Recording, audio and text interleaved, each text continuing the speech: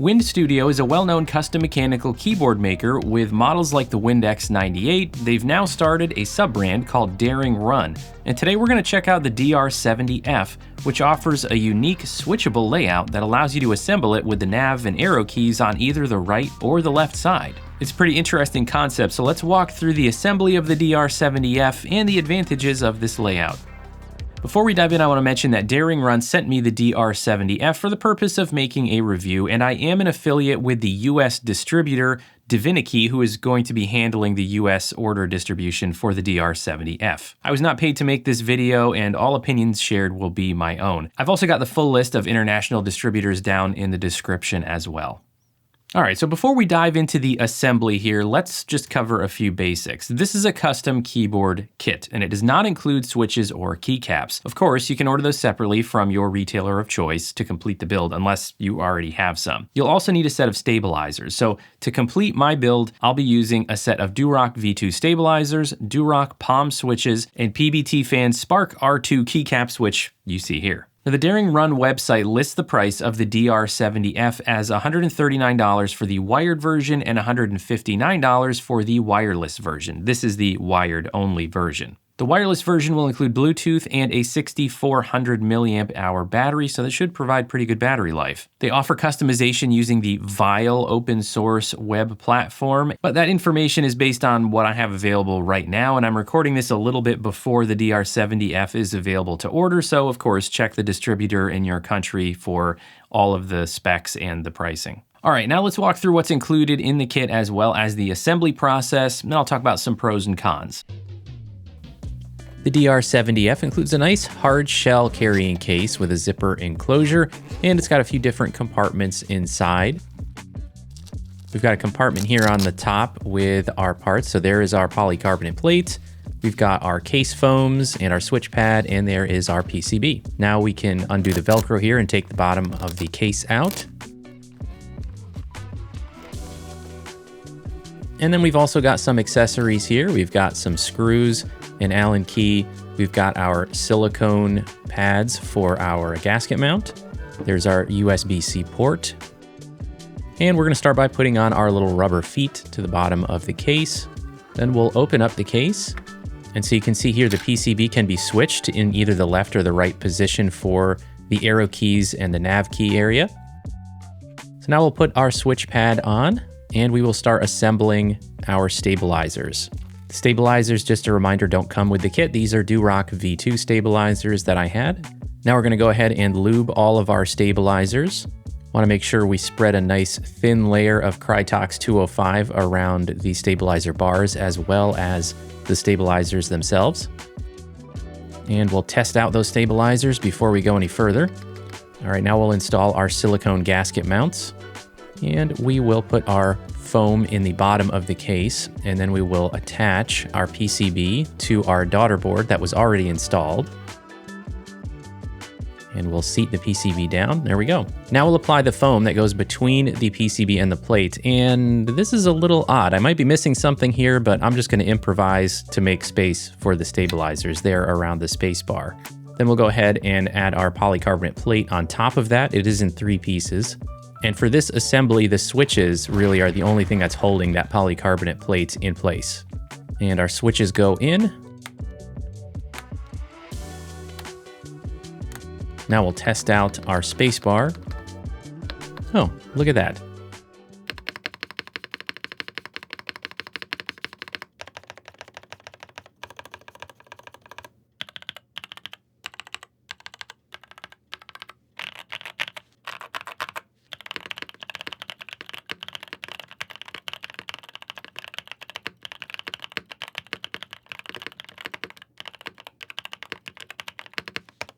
All right, now before we cover pros and cons here, I just want to point out a couple of things. First, of course, the switches and keycaps that you end up using are going to alter the sound and feel quite a bit from what I have here. But what I'll say in general here is that the silicone gaskets for the mounting offer what I would call a mild amount of flex. It's not super bouncy and flexible, even with that polycarbonate plate, but it's not stiff either. I just don't expect a super bouncy feel here. I also want to point out one small thing about the assembly process, at least for the ANSI layout.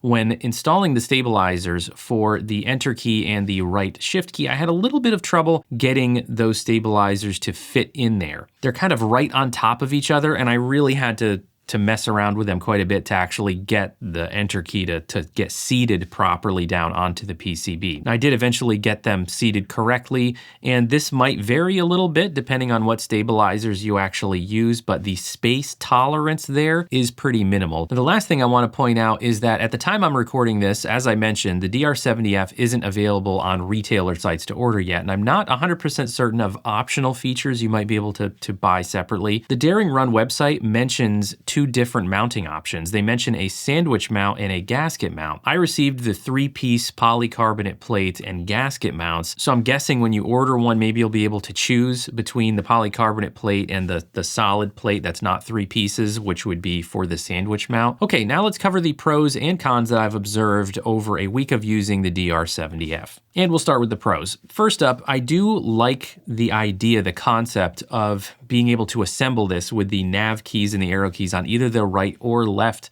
side of the keyboard. So whatever your preference is, you can assemble it that way. You don't need different parts or anything. You just flip everything around when you're assembling it and you're good to go there. Another pro would be that at the same time that you can flip the layout left or right, you can also assemble it with either an ISO or an ANSI layout. So with the same PCB, you've got the option for assembling it in either of those layouts, which of course means more people in more countries can take advantage of it because you can assemble it either way. Now let's talk about the layout. I kind of have a pro and a con about the layout here. In terms of the pros, I do like the layout. I sort of ended up liking it. It grew on me over the week. In the first couple of days, it takes a little adjusting to, and that's really more of the con side of things. But at the end of the week, I was enjoying using this. Another pro would be customization using Vile, which is an open source web-based platform similar to VIA, but in my opinion, not quite as intuitive as VIA. Like, a beginner should be able to use VIA pretty easily. It's still obviously a little bit faster and more intuitive than going into the QMK firmware yourself, but it's maybe just a touch less intuitive, I think, for a beginner compared to VIA. But that being said, if you've done any customization before, using Vile should be very easy for you. Another pro would be the build quality. The metals are all very smooth, no scratches on the one I received, and it feels very solid. It's got a very nice weight to it. The accent sort of sandwich strip across the sides also adds a little bit of interest, and it matches the color of the center weight on the bottom where your USB-C connection is. So overall, it is quite nice in terms of build quality and the heft that you get. This silver color does pick up like fingerprints and kind of smudges a little bit easily, but it's really down to personal preference what color option you would go with. But the quality and the execution of the build and the quality of the metals, no disappointments there. And the last pro I'll mention is the price is very accessible for a custom kit. Of course, the total cost here is going to go up depending on what you select for switches, keycaps, and stabilizers, but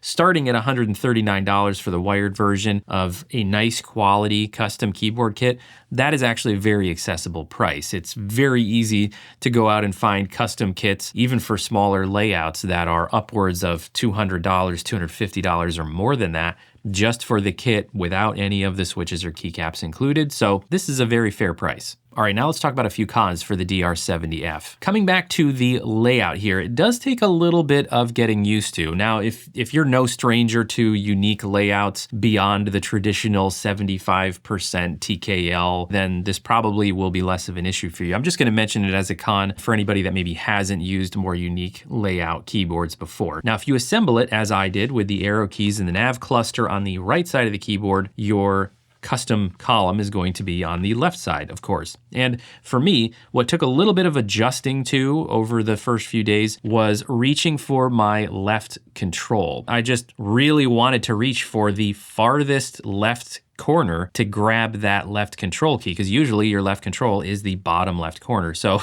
for the first couple of days, I kept reaching all the way over to this last key in my custom function row here. As I mentioned, it kind of grew on me over the week, but just pointing that out, if you're not used to having this arrangement here, that could be a little bit of a frustration for you, at least at first while you're adjusting to it. Now, one other thing that I'll mention kind of as a con, but it It doesn't detract from the experience, I don't think. I'll just mention it in the cons because I kind of didn't know where else to mention it. I'm not really sure what the deal is with the LED strip here, as far as whether the execution is what they intended or kind of what the purpose of it is beyond the caps lock indicator, because only a little more than a quarter of it, maybe a third, maybe a little more than a third of it, actually seems to illuminate. I kind of don't get it. I'm not sure why we'd have a light bar that doesn't fully illuminate. Maybe with the wireless version, it's gonna also serve as a battery level indicator. I am personally not sure. This is not like a mass-produced keyboard where you got a really detailed instruction manual to read. It doesn't necessarily take away from the overall use of the keyboard, really. It's just something that, I don't know, I was a little confused by. Now, there's really not much else in the way of cons here, at least certainly not deal breakers. This is a nice quality custom keyboard for the price if you like this layout. If you're looking for a more unique layout, especially if you like to have your nav and arrow keys on the left side and kind of find it hard to find keyboards that offer that, then the DR70F could be a pretty good option here at a very fair price. Especially considering the build quality here, you're getting very nice build quality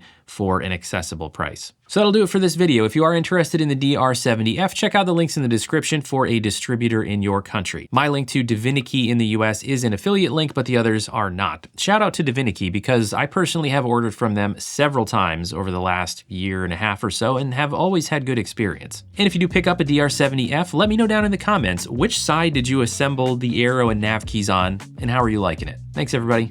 See you next time.